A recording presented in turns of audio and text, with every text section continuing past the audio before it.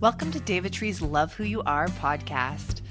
If you're new to Davidtree, we certify meditation teachers and offer online courses in yoga for anxiety and teaching yoga to children. Davidtree's been a leader in the wellness industry for almost 30 years. I'm your host, Candice Lapointe.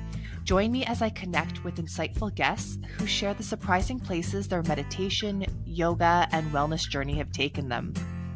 Navigating the human experience can feel perilous at times, but our guests share how embracing their radical uniqueness and applying self-compassion can change everything.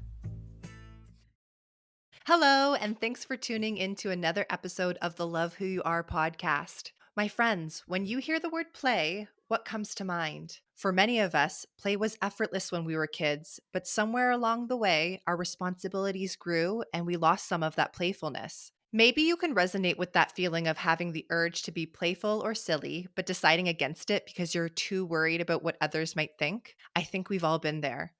In today's conversation, Davidtree Children's yoga educators Wendy Brown and Catherine Tansley invite us to rediscover the joy and healing power of play in our adult lives. Catherine and Wendy share how they've cultivated playfulness in their lives, even under difficult circumstances. They discuss how at times their playfulness arises spontaneously, and how other times they have to deliberately call in their playful spirit.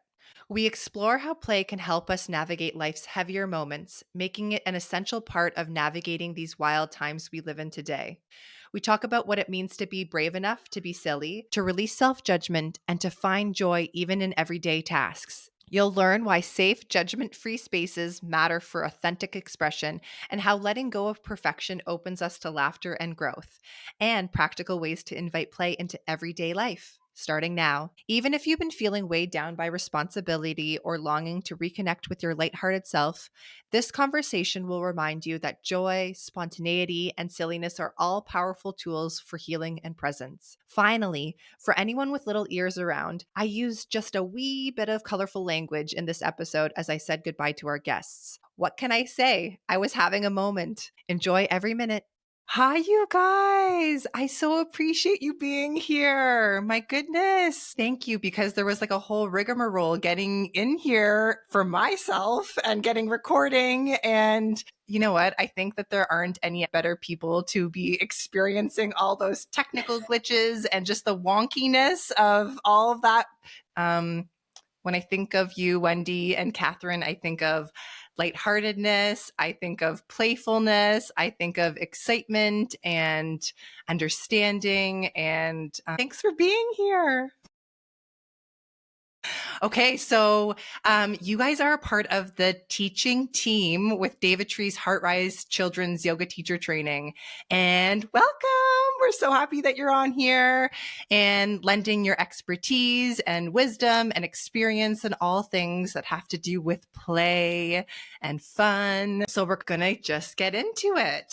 I wanted to first ask you about your experience as a student entering into the HeartRise program and your thoughts around play and your navigation of play before the program kind of morphed. So like, what did that look like before you entered into HeartRise, and how did that kind of change, if it changed at all for both of you or one of you or not? Thanks for having us. It's so good to be here. And for sure, there was some laughter going on trying to even get to this part. So that's so much like fun and so much joy. Okay. So that just makes me laugh. Also grateful to be here. I think like when you ask about coming into HeartRise as a student, that I signed up primarily because I had very young kids at the time, and I'm also a teacher. I teach kindergarten. And so I was looking at it as kind of filling my own toolbox for my home life and my professional life. So I think I was coming at it from a very professional point of view and like a gathering of information. I think I was really happily surprised in how not only was I able to gather all these tools to use with my children and the children I work with, but also it opened up a part of me that I think I had sort of distanced myself from a little bit. And that was the play piece. And a whole space was created where we could be playful and silly and have fun. And it just felt very safe and non-judgmental. And of course, as a teacher and a parent, that's what I try to create for my children and my students, to have this safe space where they can be themselves and be silly and playful and express themselves and learn through play. And I feel that David Tree, the Heartrise program, really did that for me. And it helped me realize how important that play piece is for me still as an adult. It's not just something that I need to hold space for the children in my life. It's also something that I need to stay connected to in my own adult life. Mm-mm. Yeah, and I think for me, I'd already started to move in my body, which I hadn't done ever in my life. And I saw the Heartrise program, and there was this sense of knowing that I had this child within that hadn't come out and played for a long, long time. And I just wanted to dive into this program and let this little person, whoever this little person was, just come out into this space that David Tree was creating and just come out and play. And I had no idea what was about to evolve. I don't know that I knew that there was going to be any learnings other than this little kid that wanted in this adult body that was going to come out and play. And so hence began this journey of this child exploring life in a playful way. And so you said that you weren't sure, Wendy, whether or not there was any sort of play or what was going to happen when you came into Heartrise. And so what was that for you then? Like, what, you were pleasantly surprised? Like, what ended up coming out for you? What was your experience? So many things. I think there was the first night. I can't remember the activity, but there was dance involved. And we were celebrating just being there and dancing. And I thought, oh, wait a minute, this isn't going to happen. And that was part of playfulness as well. And I thought, wow, this is just weird. But it became every time getting together as a group, we would dance. Yeah, we started to explore movement as a younger person and playing and learning about play. And I just remember thinking, I don't know this. So it was different, and maybe I could even say it was weird, but stepping into it was an experience. It was an opportunity for me, and that's what really I was looking for in the very beginning. But to do that felt odd.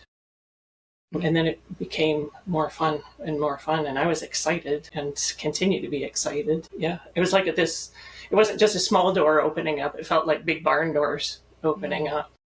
I love that visualization. So you both talked about this little piece then about being disconnected as adults from this playful side of yourself. And so I wanted to know, I think that probably could be a very common feeling that adults, we have so many responsibilities and seriousness and things that we're, accomplishing and doing on a daily basis. And so the playful side of us kind of starts to peter away. And where do you guys see that coming in again in your lives? And why do you feel like that was important, and how it just felt completely like a huge shift? How did that happen for you? Obviously through the program, but do you continue to still foster different opportunities? One of the things in my meditation group, they bring in readings, and one of them just last week, I can't remember the reading, but it was just too funny. And something stirred in the reading, the song of Feet from Peter Himmelman. And I just cracked right up, and I couldn't get it out of my head. And I thought, oh man, thank goodness for the Heartrise program that brought in all these teachings that helped me to bring the lightness and the fun in my everyday. A lot of the spontaneity, in my life, that my husband and I just take random drives and go sit by the water. And I've done singing in my life. Music is a big part of my life. And I don't know that would have happened if I hadn't have brought fun, into my life. I'm sure the list would go on and on. I seem to just love to laugh. And I think that there was a long time in my life that has been stuffed, I think it would be a word. It just seemed to be dampened. So, yeah. I'm thinking about, Wendy, that imagery of the barn doors opening. When I think about what's kind of been unlocked, that seems really accurate. And I'm very lucky that I get to work with small children for 10 months of the year, and they are play experts. So I have that energy in my life most days. I mean, now that my own children are teens, it's kind of shifted a bit at home. But I think that after being in the program, prior to going in, I was really concerned about getting things right and knowing the right thing to do.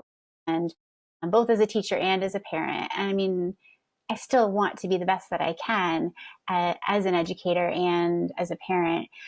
But I think that the playfulness has given some space almost just to be more present and to just let go and step back and follow the cues of the kids, or to, allow everybody to have their own experience and to go with it. And, if it starts going in a direction where I'm like, maybe that's not where we want to go with that, the playfulness allows me to help bring it back sometimes. And I really feel much more of a sense of freedom in being in those two roles as a parent and an educator as a result of the play. And it comes into my life daily. As I said, at school, it seems much easier in an education setting, working with a bunch of kindergartners, and I teach outdoor ed right now. So I'm outside, and I find that is a really joyful environment for me to work in. But I do find at this stage in my life, with my kids being teenagers and I'm caring for my mom, sometimes I need to remind myself of things don't always need to be heavy, and I can look at things from a different perspective and bring in some more of that playfulness to make things seem a little lighter when they aren't always, just life circumstances maybe just aren't lighthearted at some moments. And I think the experience of having that feeling through the HeartRise program and through the work that I do gives me a bit of awareness. I can sit in the heaviness, that's important too, but then also to know that I don't want to stay there. I want to acknowledge that it's there, but then bring in the light. And so then I do that by, just being silly sometimes with my kids or with my partner or with my pets. They're silly. My dog is fun and silly all the time. And sometimes he'll just like prance into the room, and I'm like, oh, like, I don't know why I'm so in my head right now. Like, look at, he's prancing around and happy. I could do that too. I think I also seek out, like through my yoga practice and through friendships, people that kind of gravitate more towards that playfulness, because then it's reflected back to me. And then I find it easier to delve back into that. I'm so curious about why we feel as adults, we need to, always be in that mode of seriousness. Can you guys give us examples of being silly? It's like such a vulnerable space, isn't it? Like, it's such a hard thing. I know we're talking a lot about the HeartRise program, but I'm remembering it's such a vulnerable thing to kind of be silly, to be playful as adults, and even role playing as different age groups. And it almost feels like we're taking on characters or something like that. So can you maybe talk about a little bit about that, about how silliness and being vulnerable helps us to unleash these sides of healing and moving forward and getting unstuck and out of the heaviness?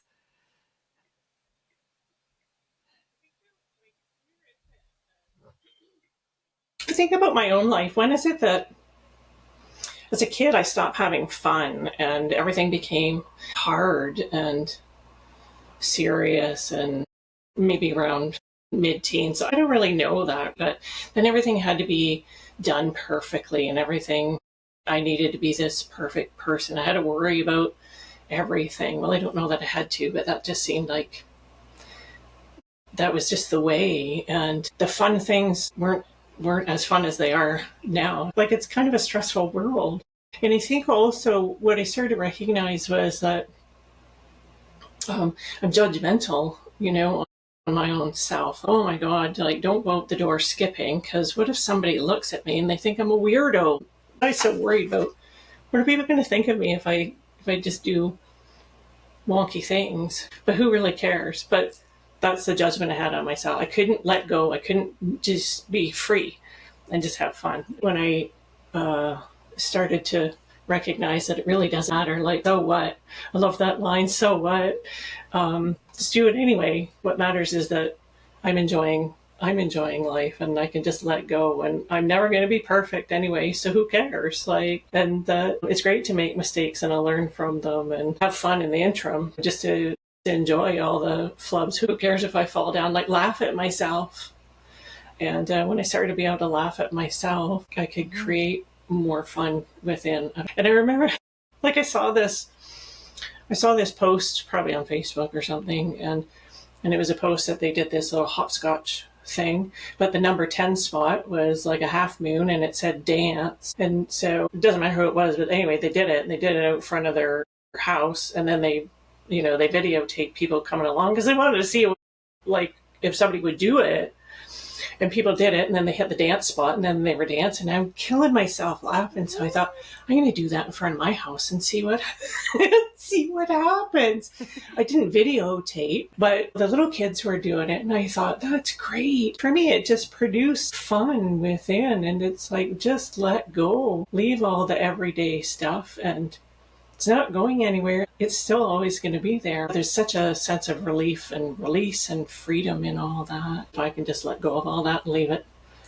It's the whole notion and concept of acting the fool and not being afraid to act the fool. And that's like a very big learning that I think everyone keeps on coming back to, is that, really to step forward in your life and to really, pursue different avenues, you have to be kind of okay with if people think that I'm weird or odd, or what if I look silly in front of all of these people. It's such an interesting spot to come to a place where you're okay with that. And for me, play has really helped me navigate that kind of energy, to be okay with being vulnerable and being a fool and being silly, and who cares, because it's in the moment and it's lighthearted, and to be able to laugh at yourself. I think it's a profound thing to be, well, at least I tried. Well, at least I did it. And so what? Who cares? I did it anyways. I love that, Wendy.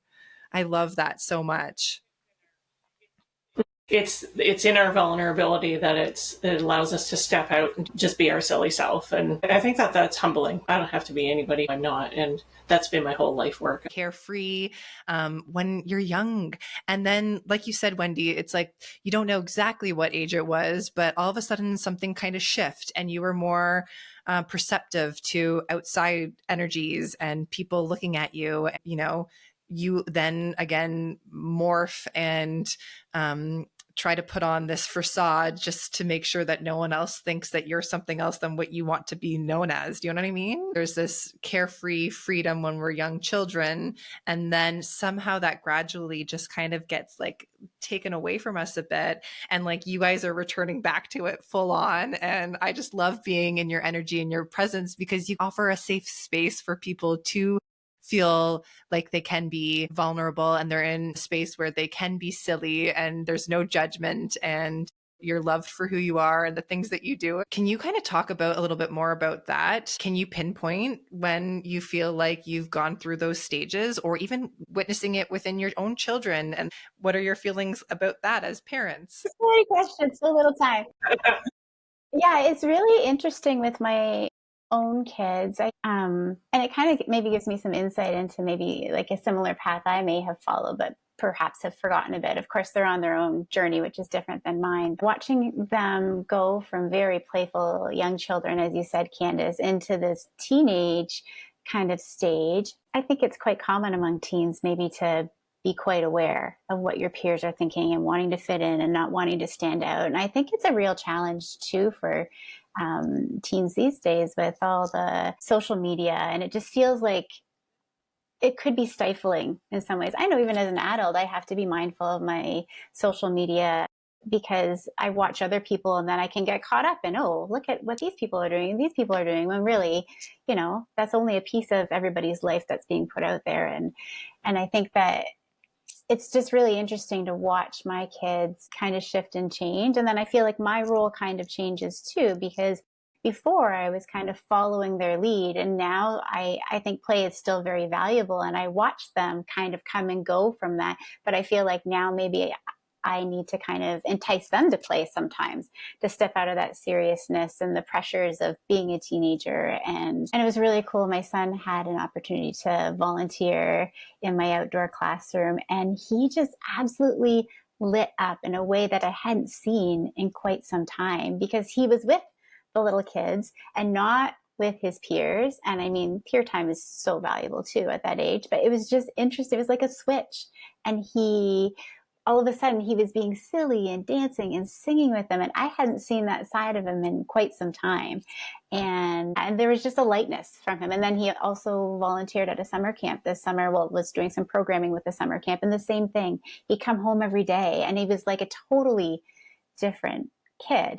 So it's so interesting to watch. I think that it's always in there, but as you know, we've kind of said, like, you start to maybe worry about what other people are thinking of, and then it kind of gets toned down. And then I notice myself, it comes out sometimes, much to my teenager's chagrin. A good song will come on, I'll start busting and moving in the store. My daughter will be like, "Mom, stop it." I'm like, "I can't not. Like, it's a good song." And she's like, "No, I will walk away right now." I'm like, "I'm going to follow you. Here I come." And she's just like, "Seriously?" And then I have to stop, because of course I don't really want to embarrass her. But, you know, I feel like it does kind of ebb and flow throughout life. And also I noticed in my own life, like, I've been on this journey certainly since Heart Rise of becoming more playful, but then as things feel kind of heavy in my life, sometimes I get disconnected, and then mindfully stepping back into it, because I think there is so much value in feeling that freedom and that vulnerability, because we know that's where growth happens, when we allow ourselves to be vulnerable and take risks and do things and that are outside of our comfort zone. So yeah, it's a really interesting thing to kind of keep that idea of play in our minds. And I know we were talking too about all the responsibilities of adulting. And I remember, I think it was Tamika, in fact, in one of her yoga classes, was talking about just finding the joy in the everyday. Because I feel as we get older, there's more of the everyday stuff that needs to get done for life to function. I actually distinctly remember that was her example. Find the joy in taking out the garbage. You got to take out the garbage. So there might be something joyful in it anyways, because instead of looking at all the things I have to do, just a mindset shift of, you know, I get to do, and where can I find some fun in this thing that, you know, these lists of things that maybe need to get done. So it can be setting aside time for the play, but also finding the play in the everyday kind of things as well. And what about you, Wendy? Do you find that you have to schedule play, or are you along the same lines as Catherine here? I think it's a little bit of both, really. Certainly we have some heavier things going on in our world, and there's a bit of an ebb and a flow in that. And I think when it's on the dive, I have to sort of schedule in that mindset and schedule in the activities, because if I don't, then I continue on the dive, and it just seems like, wow, life is really, really heavy. And so I'm grateful that I can see that I have the awareness that stop the bus, got to get off for a little while and change things up. And I like how Catherine was just talking about changing rather the perception of, instead of I have to do this, I get to do this, and add some of the sense or the feeling of joy. And sometimes it's not that easy. It might sound easy, but it's not. And other times it seems like the day just flows, and senseless things are just like silly. And as Catherine's talking about, you should just like a good song's going to come on, and just like randomly dancing. Dance isn't necessarily my thing, but singing for sure is. And I sing at the top of my lungs, and I think I'm the greatest singer and I should be on stage. Not necessarily so, depending on who's listening to me.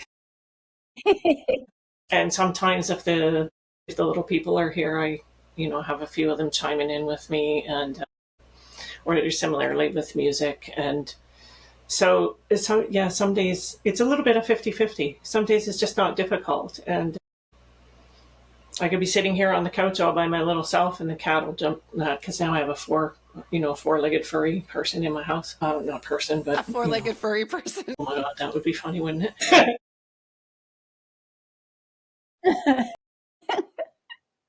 I have a critter with me, and I can just bust a gut, for really no reason. And I find humor within my own self most of the time, and that just lightens everything. Where Chris and I will be sitting here watching something, and we just crack right up.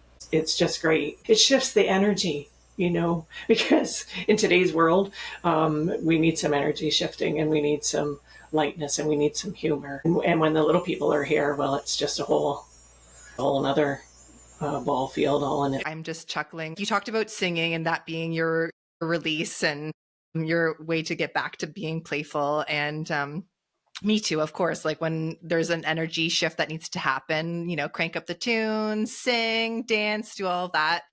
But it's funny because I was thinking about these two instances. One with Ian, he'll probably just die that I'm sharing this, but I remember him being in the shower with like the shower curtain closed and him like playing music and singing. And, he wants me to like on a scale of 1 to 10 rate his singing. Like he wants to know from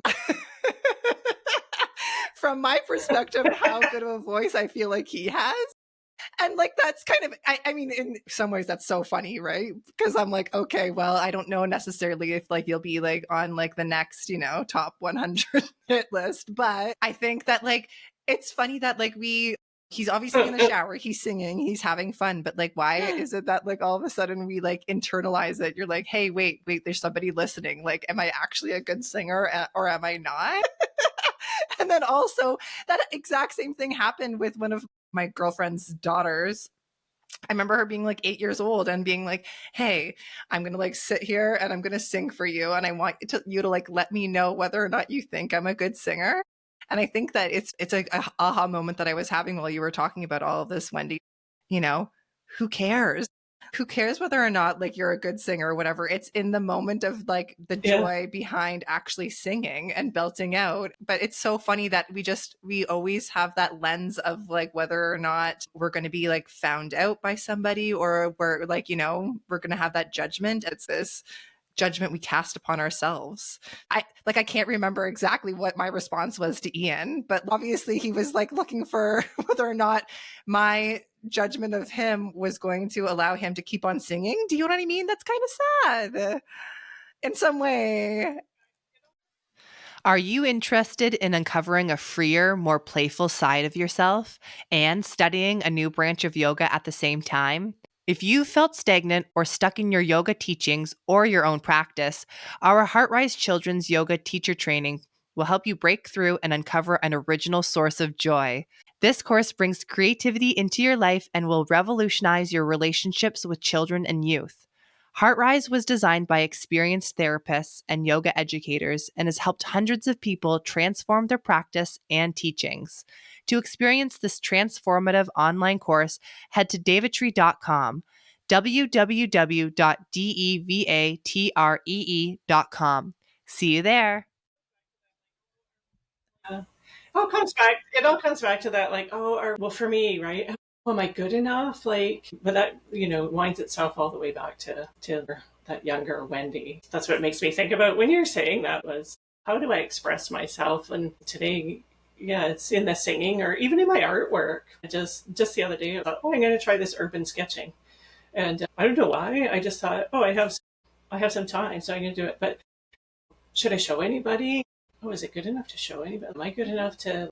Well, who cares? That piece of artwork is not going to be sent over to the Louvre or anything. This is not going to. I'm not going to sell it for $1 million. I don't really care. But like the freedom that I found within myself and the fun I was having while I was doing it is what's important. Yeah, that's what made me think about. So it's not necessarily what's produced with us having the fun and being playful. It's the energies and the healing that's happening while we're doing so. I just love that. Oh my gosh. Mm-hmm. That's what I find when I can tell if I've really authentically been in a space of play for myself. I lose track of time. I'm all of a sudden not concerned about what anybody's actually thinking about me or accomplishing some kind of goal or product. It's just being in the moment and expressing myself in the way that I feel drawn to in that moment. And I think there's a lot of opportunities for different kinds of play out there, like to play a sport or to play a board game. And those are all great and valuable too. But for me, anyways, those kinds of things don't necessarily take me out of my head and into my heart. And that's what kind of helps to distinguish the play space for me. And I see it. I'm so grateful to have all these little role models all the time at school, because they don't have this, many of them anyways, at the young age that I work with, don't yet have this sense of, am I good enough? Like, they're very eager to show off, like, watch me run Mm-hmm. so fast, or watch how high I can jump, or I drew the best picture, and like proud and excited to share what they've done. I just sometimes wonder, like, what would it be like if we could maintain that sense of self-worth, and I'm amazing, to be 15, 25, 35, 45, 55, whatever age, and just get out of bed in the morning and be like, look at me, here I am. What a game changer that would be in the world if everybody knew their worth and knew that they had value, and we're eager to share that with each other, and it was gratefully received by others. Like, that would just be incredible, I think. We've talked here a little bit about not worrying so much about what others are thinking and the judgment piece. And obviously, as humans, community and how we fit into our bubble is really important to us all. And so, of course, I think that that melds with why we don't always go with the silly, playful stream of things, maybe tone it back down a little bit. Could you speak to how to know when you are in your authentic self? It's such a hard thing to do, and to be comfortable sharing that. If I could just be myself in front of everybody, we wouldn't be necessarily thinking so much about all of those judgment pieces and all feeling the reserve of not necessarily unleashing our true selves. How does one do that? How does one feel comfortable in stepping forward with their authentic self? I know it's such a hard question. Mm. Hmm. It's a good one, isn't it? I don't know how, but the transition was for me to just step forward into my own authentic self. I'm sure there was a step after a step after a step. But what I know, or what I've become aware of, is that I'm comfortable with myself. And I don't have to struggle with my words. I don't have to think about, oh my God, what am I going to say next? What is the next perfect thing to say? Like, oh, I should say this, or I shouldn't say that, or I should be this, or I should be that, or I need to wear this, or I need to wear that. I just show up as I am, and whatever I say is what comes out. And 99% of the time, it's appropriate. And every now and again, um, there might be a slight change to that to that, but that doesn't mean that it's not, that I'm not authentic, that is my authentic self. Well, I kind of do know when the shift took place, and it was after a huge dark period in my life, and then I started to look within and started to understand different wrongs in my life, and wanted to make those changes to be a softer self, and to show up in a responsive way more than a reactive self, and just kept stepping in and being who I am, not somebody who I'm not. And but that was kind of a lifetime of work.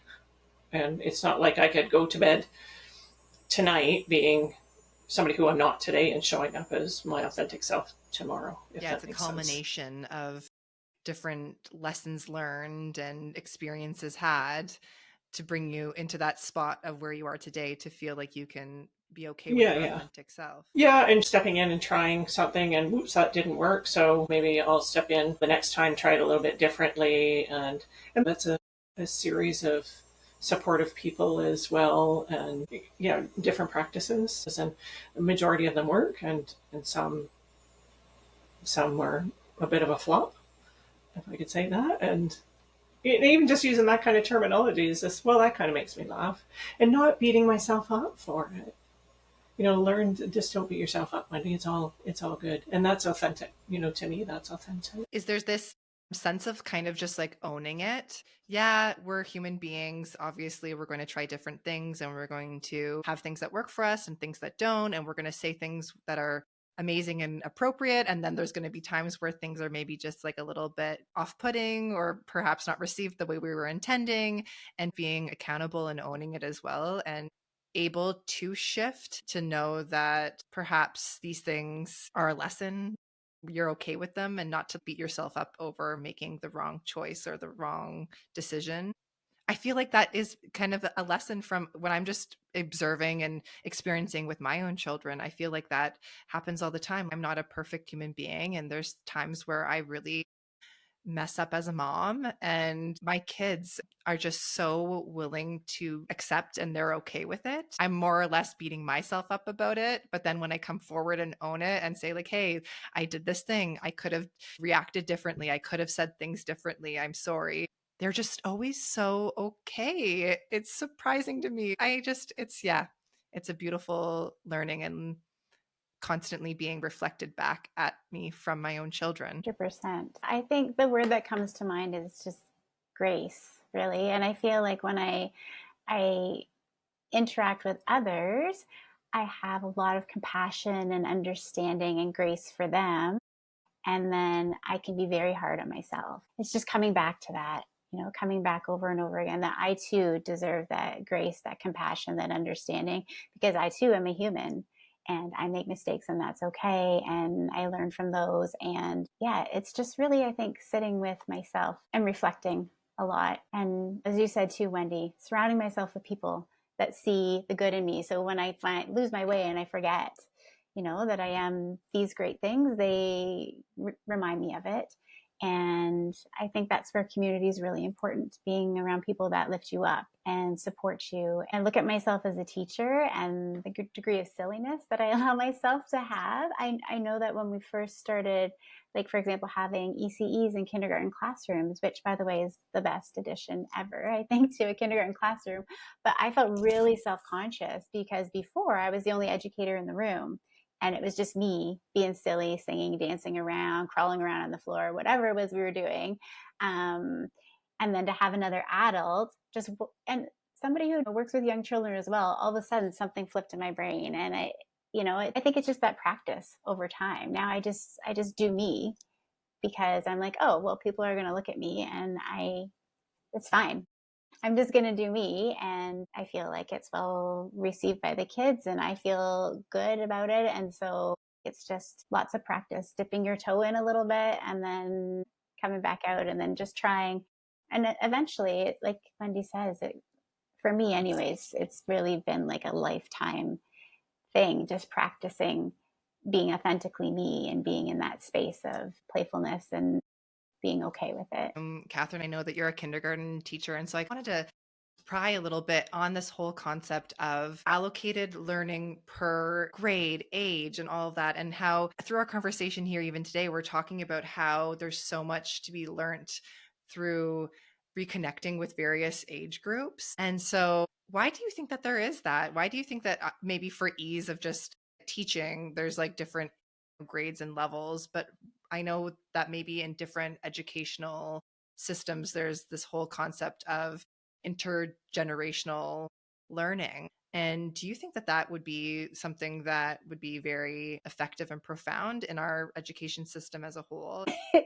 Yeah, that's a really good question and a really big one, I think. I will say for, I don't know how many years, 15, 20 years now, I've been in kindergarten exclusively. And one of the things that I like about kindergarten is that it's JK and SK together. And I know that's really just a small combination of ages, but I do find even within that, we have kids that come in September that are 3 and kids that are already 5. So there's a little bit of a gap there. And I think it's beautiful. Just because a child is born in a certain year doesn't mean that they have really anything else in common with their peers born in the same year aside from their date of birth, right? I think interests, grouping kids by interest, grouping kids by their current ability in a certain area, grouping kids also by kids that already have excelled at a skill and are able to then help others on their stepping stones to mastering a skill is effective as well.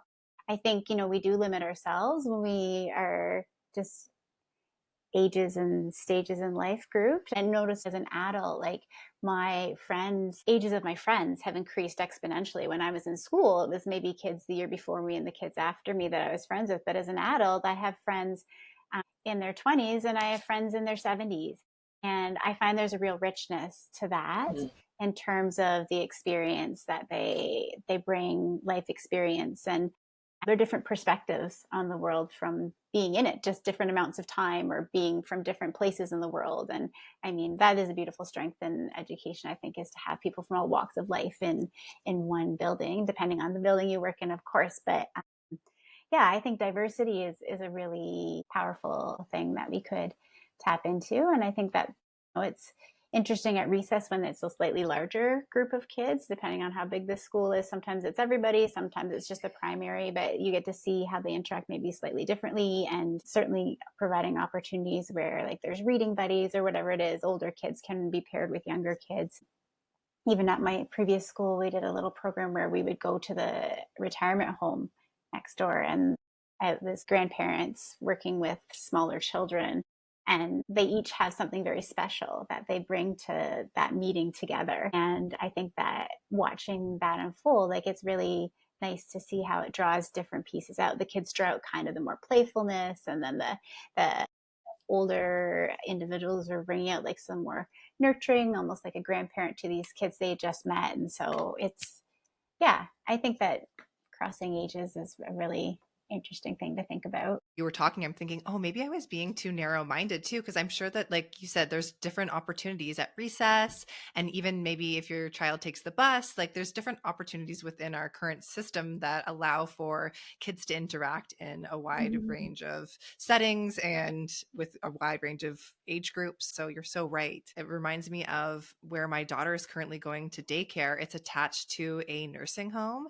and they foster these connections all the time with the residents of the nursing home and the daycare kiddos by, going and getting the mail or reading books together, or just there's such a delight in being able to witness the interact with each other, because yeah, there's so much that's brought to both the kids that are interacting with the older people of the nursing home, and then also of the residents of the nursing home getting to then interact with the kids. It's amazing when we have the opportunity to be able to do that, for sure.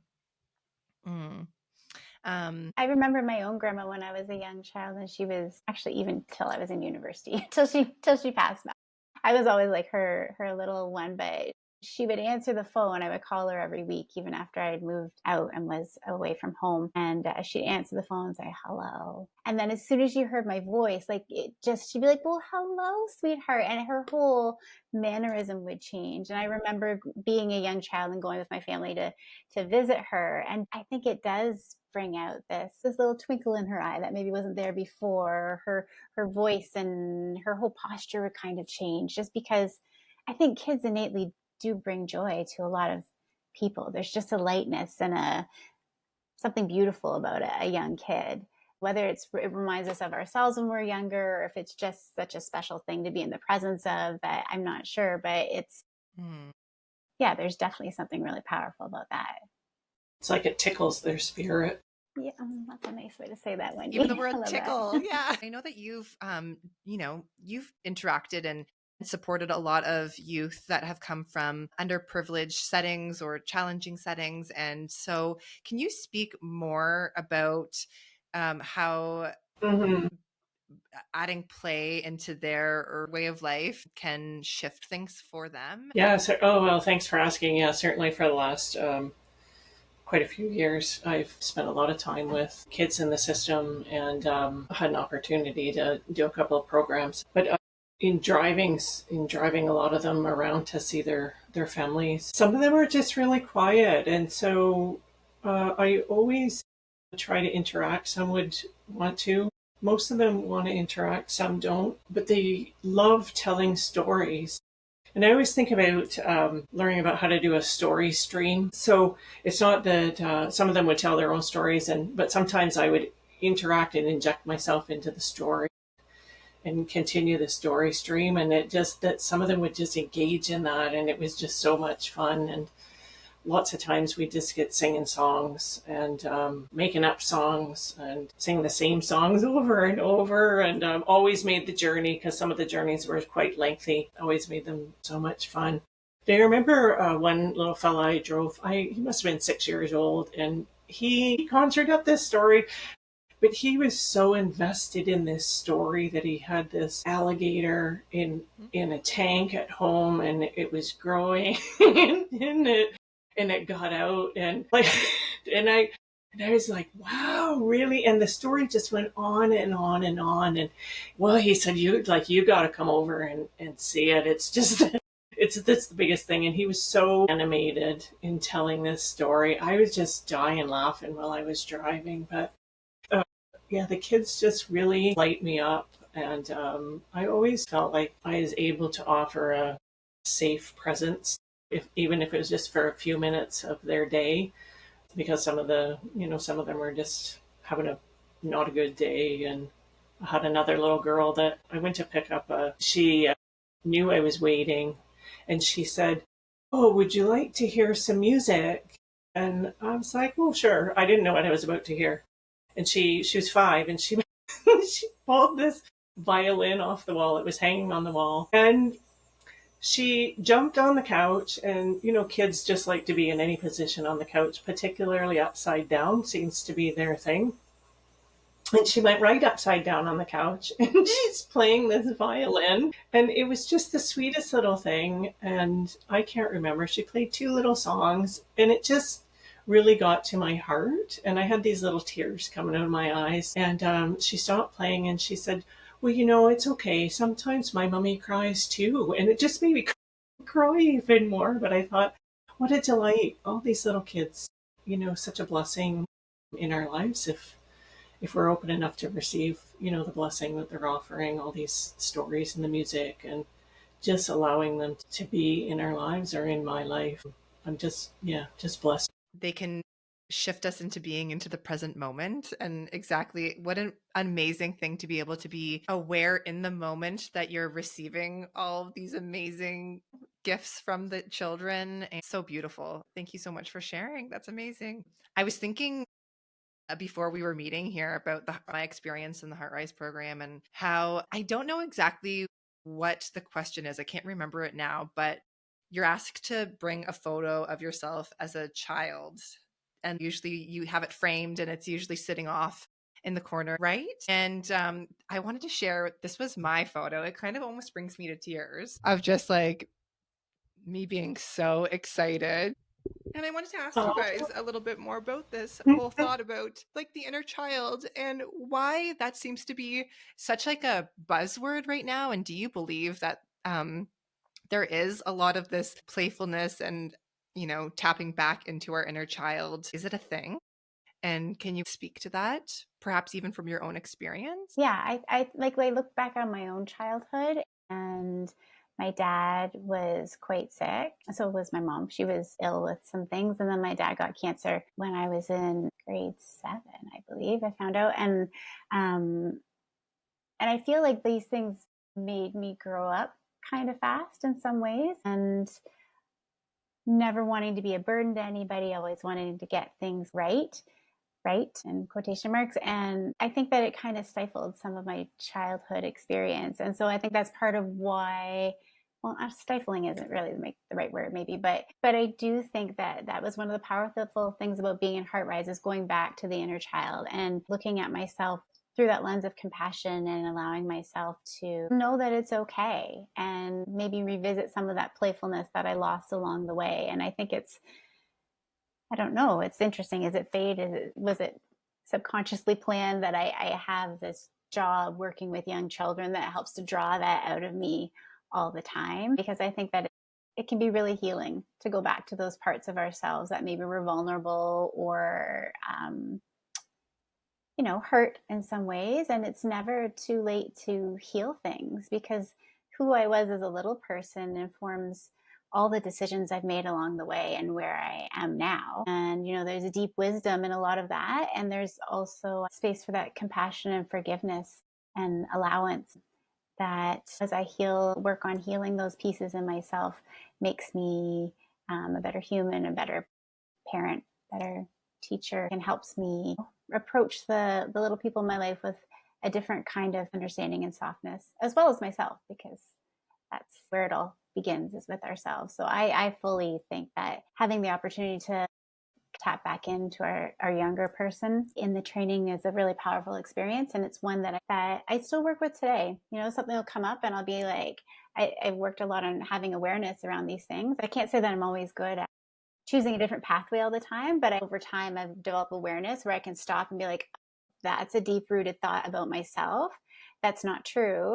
And almost going back to the point in time where I maybe formed that thought and giving compassion to myself in that moment when maybe my parents weren't able to because of all the things that were going on, and just be like, you know, that's okay. And then I think that's how I can take back my own power and find healing in my adult life by examining where these things have come from and going back and loving that little person self.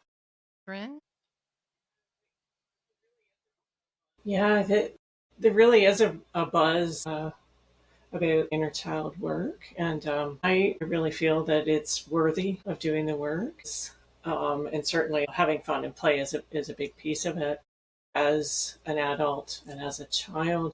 And I remember about 24 years ago, when I came into my recovery from substance, my aunt saying to me, Wendy, she say, imagine your little 5-year-old self in the palm of your hand. And of course, my imagination at that time was very limited. But she'd say, imagine your 5-year-old self in the palm of your hand. And so I'd look and I didn't see anything, but I would try to imagine that.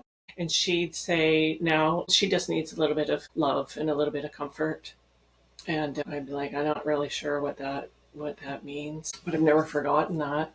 And over time, I understand that perhaps in my younger years, there were things that weren't given to me. Not blaming anybody, but I didn't receive as a younger person. Whatever I didn't receive then is the healing that I need today. That my adult self, my 5-year-old self, and probably other ages in my adult body needs to be healed, needs to be softened. And I remember in Heartrise when we started the program, one of the things that was shared right at the beginning was there's no guilt. You know, whatever is being shared, whatever we talk about here, don't feel guilty. And I've always remembered that. And so as I have done a lot of work on this little girl in the palm of my hand that I couldn't visualize at one point, and I certainly can today, that my folks and all kinds of others, including my own self, were doing the best that we could do with the tools that we had at the time. And so, yeah, I think it is hugely important to be able to look at any and all of that, and to really have a lot of letting go process as well. Just like let it go. Don't take life seriously, or take the serious things, of course, seriously, but don't take life too serious. Let it all go. And so that we can bring in this idea of fun and play, because that little child way back then perhaps didn't have the time and the resources for that. So bring it in, and that's all part of it. Well, oh my goodness, thanks so much, Wendy, for that. I always glean so much wisdom and strength and even reflection on where my path is going based off of what you are saying. Even just showing my little picture of my little self, it was hard. It brings up emotions. And I think about how it's a whole journey. Our whole life is a journey. And when we can bring back the playful side to all of this, we can ensure that there's some lightheartedness to it, and we can tap into our authentic selves and not necessarily have to be stuck in all of the heaviness. And so, thank you guys so much for sharing today, and always being the space where I can feel comfortable sharing and laughing at myself too, and being okay with all of the hiccups, including this tech shit. What the F? Anyways, thank you so much. Love you guys. Yay, you made it to the end of the Love Who You Are podcast. If you liked this episode, please subscribe and leave a review, or text a friend and share the love. These small actions make a big difference in this realm, and we thank you. And we have a present for you, a guide to creating and sustaining a home practice. In this free video, 7 experienced wellness leaders share what it takes to overcome the struggle of creating a home practice in anything: yoga, meditation, journaling, or whatever you'd love to do more of. You don't want to miss the wisdom of these incredible women. You'll find your free gift at davitree.com. That's DEVATREE.com. We'll see you next time, and know that you are loved.